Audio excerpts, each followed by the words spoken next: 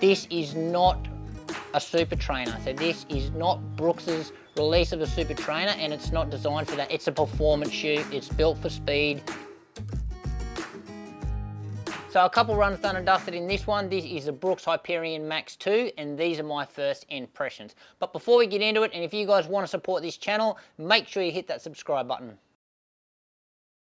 So obviously this is the second edition of the Brooks Hyperion Max. Now I've actually done a full review of the original version of this shoe, so if you guys want, feel free to go back and check that one out, see how I got along with that shoe. But quick specs in this one. So recommended retail price in Australia, $300, in the US, $180. Now in the weight, it's gained a little bit of weight from the first version. So coming in now at 250 grams, or about 9.1 ounces in your men's size 9. Now in the stack, we've had a generous increase in the stack, which is always good to see. I love a really big stack. So 36 in the rear, 30 in the front, and that's going to give us a 6mm drop. And so in the upper here, material that they're using is a engineered mesh. Now this engineered mesh, it actually feels quite thick. However, it's very breathable, and it's got a good amount of flexibility as well, and also a good amount of structure. But the material itself, or the materials used in the whole shoe, actually feel very premium, so it's really nice to see. Now in the heel counter, we've got a really structured heel counter here, pretty solid there, and it goes up into a nice little Achilles flare, which you know I really like on shoes. Now padding wise, we've got a minimal amount of padding in this shoe, but the padding that they use is very effective, and again, really premium, and it feels really nice and soft. So really like this heel collar in this shoe.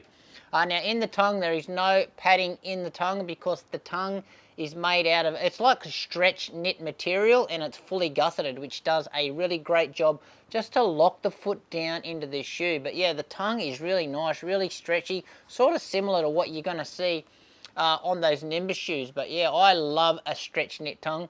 Now lockdown wise though, yeah, no issues at all with the lockdown. As I said, this knit tongue does a great job here. Now upgraded laces as well, so they've gone to these notch laces that you can see, you know, certainly that they've been using in Alpha Fly, Vaporfly, and also the Asics Meta Speed series. So it's good to see Brooks have gone onto these. They're great laces. They do a great job to really cinch the foot down.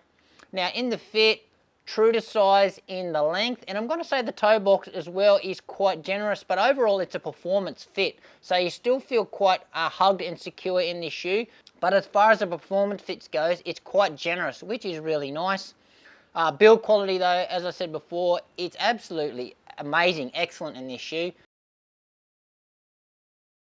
And in the outsole here, so Brooks have got complete rubber coverage of the entire forefoot. As you can see there, we've got a little bit of exposed foam through the middle of the shoe, and also their rubber in the high wear areas at the back. And also what you can see there, they've got a bit of a cutout or a window where you can see that exposed speed vault plate. Now Brooks, historically, their rubber is always really durable, and it's pretty grippy as well, but I haven't experienced any issues so far in this early testing. Haven't tested this one out in the wet yet though. And in the midsole here, so brand new foam as well, so nitrogen infused DNA Flash V2. Now Brooks claimed that this foam is 10% more responsive than the previous version, and after testing I can pretty much say that's about bang on. So within the foam they have got a nylon plate, which is their speed vault plate. It's giving this shoe some rigidity, so there's still a bit of flex there, so it's not like a carbon plate where you can barely bend it, but a good amount of flex and a good amount of snapback there, which I really like. Geometry wise, we've got a 4-foot rocker, which they call their rapid roll rocker, and it's certainly towards the front of the shoe, so it's not an early stage, it's certainly towards up there on the toes, and obviously that's built for your performance. And in the ride, so first word that's coming to mind is snappy. So it is a very responsive ride that really wants to tick the legs over nice and fast. So what I was really surprised about though with this foam is actually how firm the ride was, because when you see all this huge stack of nitro foam, you think you're going to get a little bit of squish. However, it wasn't the case for me. So certainly a lot firmer than I expected. Now I don't really enjoy a firm ride. I really like a soft, squishy, bouncy ride. And I was a little bit worried the first few Ks that I was taking this out. So I was just jogging, trying to get a feel for the shoe. Yeah, and quite put off. I was like, man, this is pretty firm. But once I started putting some speed in it, I done some surges, some pickups and some strides, and then this foam actually made sense to me. The ride started to make sense, and I could just feel just the legs just ticking over, just really, really fast. Just really, really peppy. You're not sinking into any foam. It's just pop, pop, pop, pop, pop, which is really nice, but certainly not expected. I was certainly expecting some softness, some squishness, but it's not there. This is responsive, it's snappy, and it feels really fast. And obviously with a firm ride, it's pretty stable as well. So likes in this shoe, so I'm gonna say the snappiness of the ride, just how snappy and responsive and clean it actually feels. So I quite like that. And also I just like the actual whole quality of the shoe. So the build quality is just amazing. So what I'm still figuring out in this shoe is its versatility. So my gut feeling is telling me that it's not going to be a very versatile shoe. It's just engineered for speed. And dislikes for me is always the price. So any shoe that is around the $300 or higher, it's always going to get a dislike. I'd always love to see these shoes cheaper.